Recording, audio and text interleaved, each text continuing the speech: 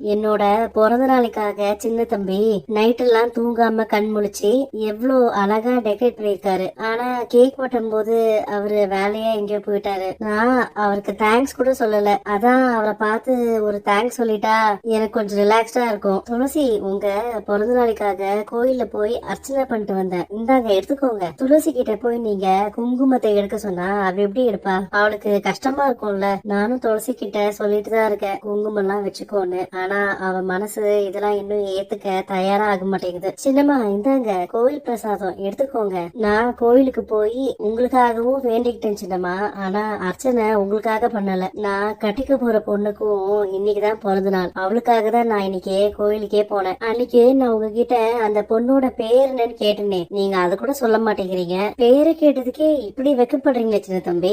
அவ பேரு அம்மு. சின்னம்மா, என்ன பேர் சொன்னீங்க? அம்முவா? ஆமா சின்னம்மா, அம்மு. அம்முவ உங்களுக்கு எப்படி தெரியும்? ஏதோ சின்ன வயசுல பழகுனதா சொன்னீங்க. அவ அவங்க மாமா வீட்டுக்கு திருவிழாக்கு வந்திருந்தா. அந்த போட்டோவை நான் பாக்கலாமா சின்ன தம்பி? இப்ப அவளுக்கு ஒரு 22 23 வயசு இருக்கும் சின்னம்மா. இதை வச்சுதான் என் அம்முவை கண்டுபிடிக்கணும். சின்ன தம்பி தேடுற பொண்ணு நான் தானே எனக்கு தெரியாம போயிடுச்சே. இப்ப நான் என்ன பண்றது? சின்ன தம்பிக்கு எப்படி புரிய வைப்பேன்?